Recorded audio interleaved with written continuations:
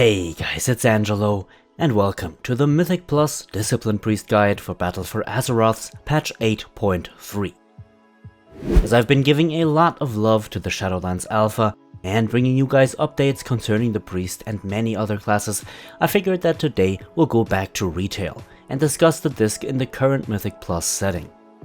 With any corruption available to purchase, all essences at rank 3 at this point, and many players tryharding Mythic Plus currently, there is certainly a lot to talk about concerning the disc, and here is where we find out whether or not the disc is as good of a pick in Mythic Plus as it is in raids. Fortunately, the Discipline Priest is able to greatly benefit from corruption effects and its core strength of dealing damage, while healing translates this flawlessly at this point in time. In this guide, as with all of my guides, we'll go over our stat priority, our talents and which ones to pick in certain situations, our rotation and healing priorities, corruption effects and sockets, which Azerite essences will be good in what situation, and finally the overall pros and cons of the spec. Now, if you're considering to play the disc in WoW's upcoming expansion, you may want to check out the Discipline Priest First Look in Shadowlands video in order to get up to speed, appearing on your screen now. And if you want to hear my take on the spec, be sure to check out the Disc Priest Issues video, which will also appear on screen now. If you wish to discuss anything Priest or World of Warcraft related with fellow viewers or myself over on Discord, then be sure to hit the link in the description box below to join the server. Now, that being said, and without any further ado, let's go right ahead and have a look.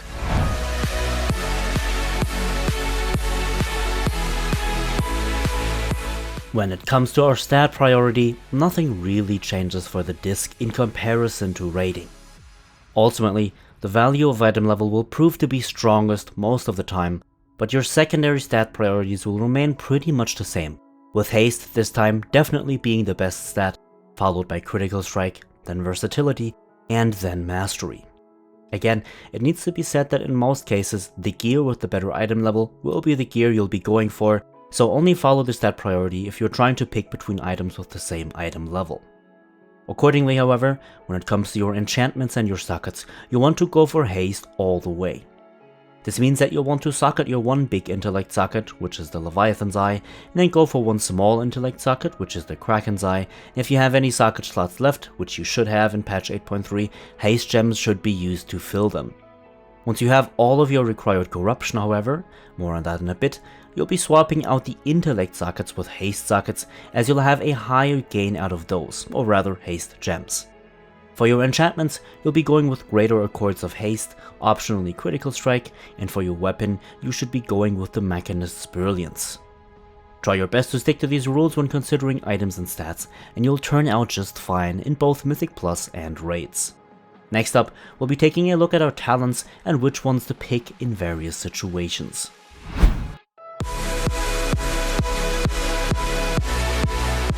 When it comes to the talents for the disc, these have become less and less situational, and that has not changed with patch 8.3 and Mythic Plus. All in all, your talent choices will remain the same as they had been in patch 8.2, so nothing here is really affected by corruption or by the effect of having a gem slot on every item. In your level 15 talent row, Schism will still be your go-to talent, as it provides the strongest healing and damage output in its windows of effect. Neither Twist of Fate nor Castigation can really be considered here, as Schism does outshine them in all ways.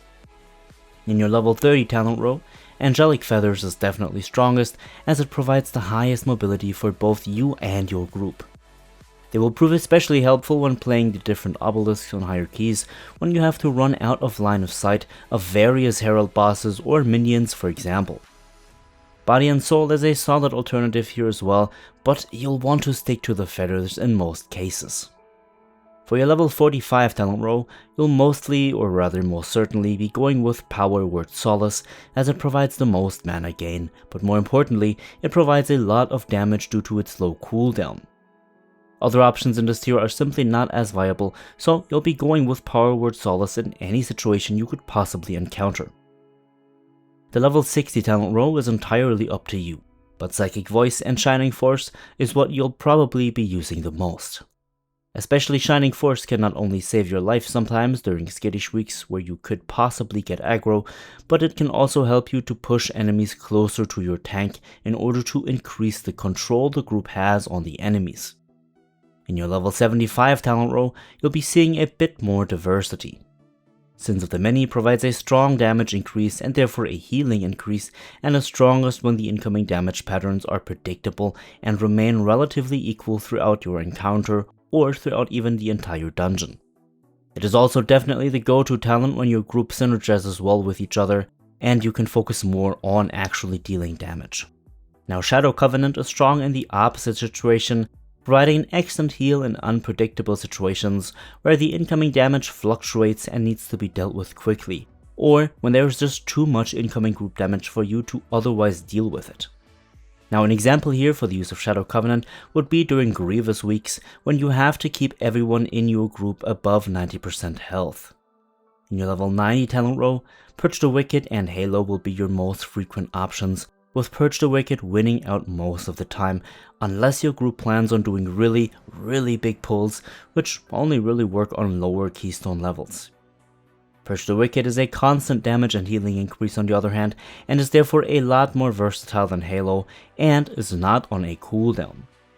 Finally, we have our level 100 talent row, with Lenience, Luminous Barrier, and Evangelism. Now this talent row has a very clear pick, and that is Lenience. The overall damage reduction your group gains from you taking this talent is incredibly beneficial, and both Luminous Barrier and Evangelism don't really fit the Mythic Plus toolkit at all, as both are centered around bigger groups, which you'll find in raids, but certainly not in Mythic Plus. Good. If you stick to these talent choices, you should be able to handle any situation thrown at you in patch 8.3, or rather specifically in Mythic Plus, no matter what keystone or what keystone level you're playing. Next up, let's take a look at our rotation and our healing priorities and see how those will look towards the mid to late game of this patch.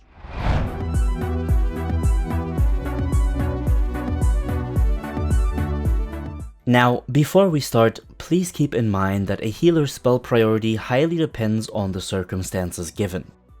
This list should not serve as your set in stone rules for the Discipline Priest, but instead should be your guideline through different situations. If you want a detailed, step-by-step explanation of when to use specific cooldowns, how to prepare a group for a lot of incoming damage, or how to heal mana efficiently without sacrificing your output, then be sure to check out my Discipline Priest healing rotation video, where I go into detail with all of these topics even further. But that being said, the Discipline Priest's goal to being successful at healing is to deal a lot of damage while maintaining different active abilities on your allies. In our case, the number of allies is completely fixed at 4, giving us a total of 5 players you will be healing in Mythic Plus. This is not only important as this dictates certain talents you'll be using, but it's also important because it dictates certain aspects of your rotation. Also, our rotation is somewhat affected by our corruption, but only in positive ways, and more on that through the according section of this video. As you probably already know when watching this guide, dealing damage for the Discipline Priest essentially boils down to 4 things, talents of course not included: Shadow Word Pain, Smite, Penance, and, though pretty much only used in combination with its according Azerite trait, Holy Nova. What should help you tremendously is if you don't view your damaging abilities as, well, damaging abilities, but much more as your healing abilities. Whenever you apply Atonement to a target, which in turn is done by using Power Word Shield, Shadow Mend, or Power Word Radiance, your damaging abilities heal those affected targets for 60% of the damage dealt, and this healing effect of course increases with your Mastery, Grace. What this boils down to is that you will want to try and spread your atonement and then just deal damage. For single target healing, Shadow Mend is your strongest atonement applying spell for all allies and for general purposes, while Power Word Shield should be kept on cooldown on tanks, especially so in Mythic Plus, and should be used preemptively on group members if heavier damage will be coming in. Power Word Radiance is effective when you expect your entire group to be taking damage and need to respond to that incoming damage quickly, either preemptively or after it has already happened. Since the disc is highly reliant on effective cooldown use and is not the best single target healer, your go-to emergency button is Shadow Mend, when other spells, which could save someone like a tank, like Pain Suppression, Power Word Barrier, or Rapture, are on cooldown. Let's talk about these cooldowns in more detail for a moment while we're at it. Rapture is a great tool to prevent incoming damage from affecting your group. For example, once entering an obelisk at higher keystone levels and facing the Mind Flay casting Tentacle Eyes, which spawn with the according heralds. Those can deal a lot of damage, and this damage can be completely negated by using Rapture and giving your damage dealers the much needed time and topped health pools to deal with them accordingly. Rapture is also a great tool to counter strong boss abilities, like Cragmaw's Tantrum in the Underrot or the Enrage from the Sand Queen in Tol Dagor.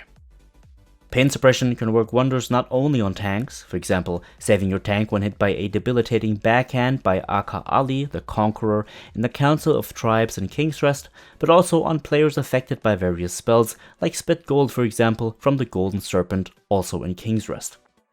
Power Word Barrier is probably the most versatile tool of these three, as it can be used for all of the above mentioned scenarios, but reduces the incoming damage for the entire group if everyone is underneath the barrier. Fortunately, the disc's cooldowns are incredibly strong and make up for some of the flaws or struggles we have in our rotation. So, before you find yourself being forced to spam heal with Shadow Mend in order to keep your group alive, consider using these cooldowns first. Okay, next up, let's take a look at our corruption effects and which ones we'll want to be using and why.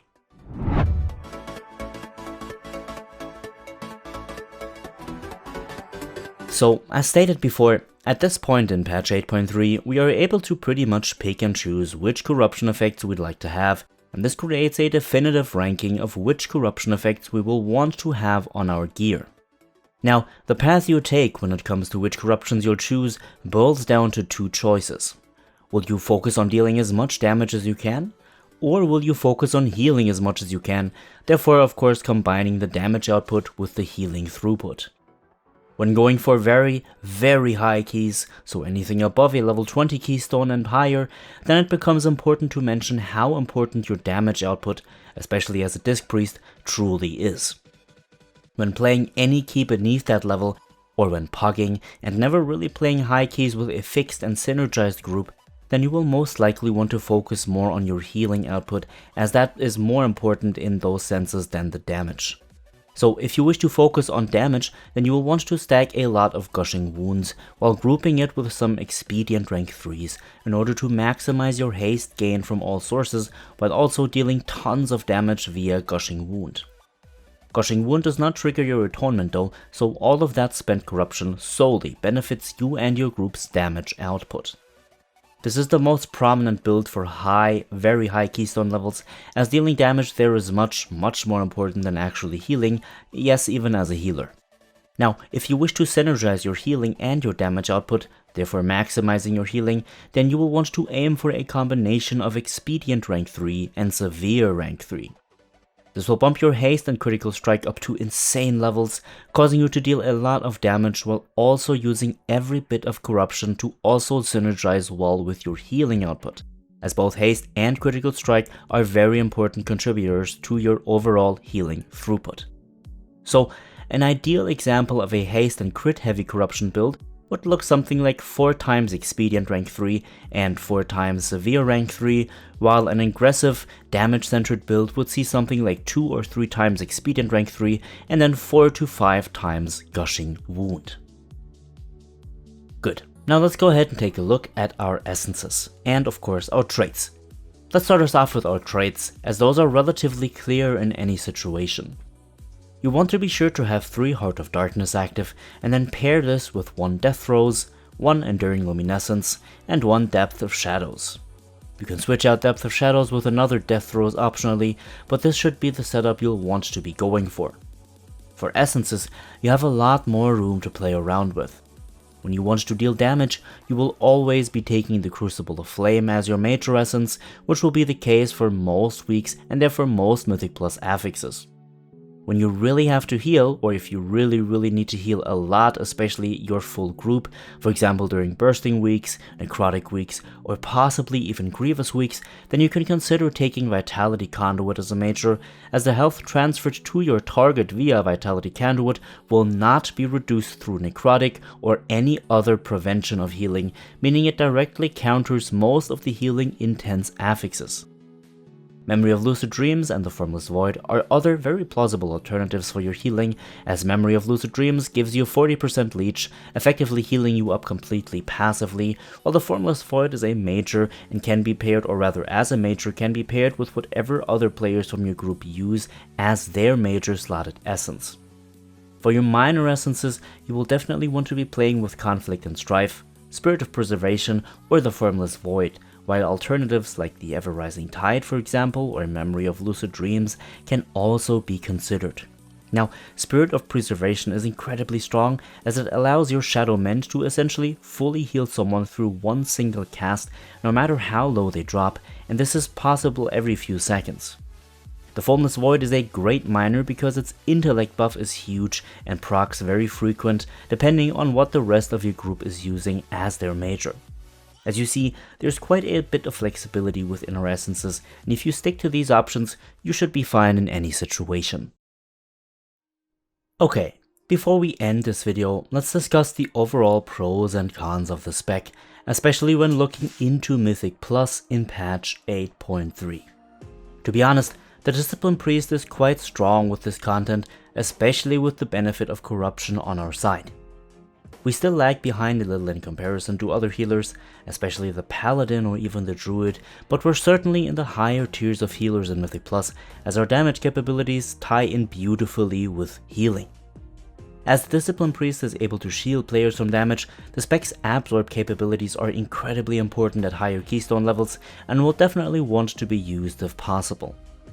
What we lack in strong single target healing capabilities can be compensated with the right Azerite essences, as well as strong healing cooldowns, think of Pain Suppression and Rapture for example, which again puts us in a very neat spot currently. What do you think though? Are you enjoying the disc in Mythic Plus currently? Keep in mind that our playstyle will most likely not change until Shadowlands, so this is what we'll be using for the remainder of this patch. Be sure to share your opinion in the comments down below. Now, if this guide was helpful to you, giving this video a like would go a very long way, and if you wish to remain updated on the content of this channel, then feel free to subscribe. As always, a special thanks to my supporters over at Patreon, and thank you everyone for watching. Now, have a good one my friends, enjoy patch 8.3, and I will see you all in the next one.